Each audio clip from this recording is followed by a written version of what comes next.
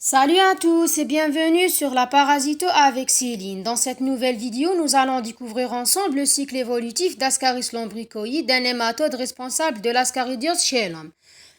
Tout d'abord, il faut savoir que le cycle d'Ascaris lombricoïde est monoxène direct, ce qui signifie qu'il ne nécessite qu'un seul hôte définitif pour accomplir son cycle et c'est l'homme. Il n'y a pas donc d'hôte intermédiaire. Le cycle commence par les vers adultes qui hébergent l'intestin grêle de l'homme.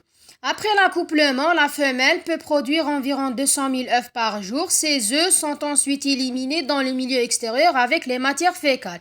Juste une petite remarque, donc l'Ascaris lombricoïde, c'est un parasite à sexe séparé, donc il n'est pas hermaphrodite. Après l'accouplement, la femelle a la capacité de pondre 200 000 œufs par jour qui sont par la suite éliminés avec les matières fécales de l'hôte définitif qui est l'homme. Une fois dans le sol, les œufs fécondés vont subir un processus d'embryonnement dans des conditions favorables de température et d'humidité et évoluent progressivement jusqu'à devenir des œufs embryonnés qui représentent le stade infectant pour l'homme. Donc, les œufs éliminés avec les matières fécales, ce sont des œufs fécondés. Une fois dans le sol et dans des conditions favorables de température et d'humidité, ils vont se développer progressivement pour devenir des œufs embryonnés qui présentent la forme infectante de ce parasite pour l'homme. La quatrième étape de ce cycle, c'est la contamination. La contamination se produit lorsque l'homme ingère des œufs embryonnés, par exemple avec de l'eau, bien des aliments souillés ou bien des mains contaminées par des sols qui contient des œufs embryonnés. Après l'ingestion, les œufs arrivent dans l'intestin grêle où il éclose, il héberge les larves.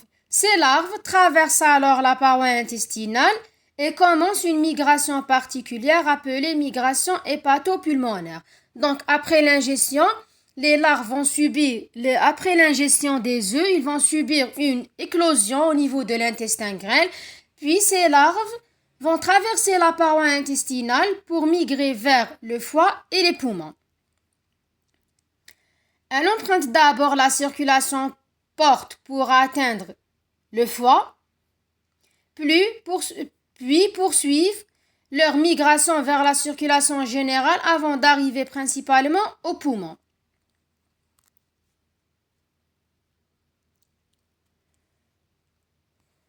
Dans le poumon, les larves poursuivent leur maturation. Elles traversent ensuite les parois des alvéoles pulmonaires et remontent progressivement l'arbre respiratoire des bronchioles vers les bronches, puis la trachée jusqu'au pharynx.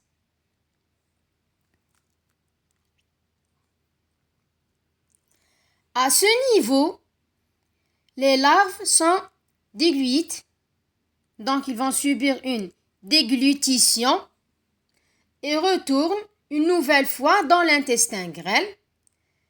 Elles y poursuivent leur développement et deviennent progressivement des vers adultes. Une fois adultes, ils se reproduisent à leur tour et les femelles pondent de nouveau des œufs et ces œufs sont éliminés dans les matières fécales pour recommencer un nouveau cycle évolutif. Il faut retenir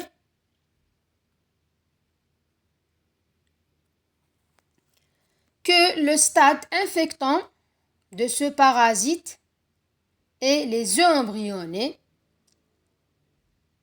présents dans l'environnement. Et entre l'ingestion des œufs infectants et le moment où la femelle adulte commence à pondre, il faut généralement compter environ 2 à 3 mois. Donc, si on résume le cycle en quelques étapes, donc le cycle commence par les vers adultes présents dans l'intestin grêle. La femelle va pondre ses œufs. Les œufs vont être éliminés dans les matières fécales. En milieu extérieur, ils vont subir une évolution pour devenir des œufs embryonnés dans le sol. Ensuite, ils seront ingérés par l'homme, ils vont subir une éclosion dans l'intestin, puis ils vont migrer vers le foie et le poumon, ils vont remonter vers l'arbre respiratoire où ils vont subir une déglutition, à la fin un retour dans l'intestin grêle pour être mature et adulte et avoir la capacité de la ponte des œufs à nouveau. Donc voilà comment se déroule le cycle évolutif d'Ascaris lombricoïde. On est arrivé à la fin de notre vidéo. J'espère que cette explication vous a permis de mieux comprendre le cycle évolutif de ce parasite. Et si cette vidéo vous a été utile, n'hésitez pas à mettre un petit j'aime, à vous abonner à la chaîne Parasito avec Céline sur YouTube et sur Instagram et à activer la cloche pour ne manquer aucune nouvelle vidéo de parasitologie. Et surtout, dites-moi dans les commentaires quel parasite vous aimeriez que nous étudions dans la prochaine vidéo. Merci d'avoir regardé cette vidéo. Prenez soin de vous et à très bientôt pour notre prochaine vidéo.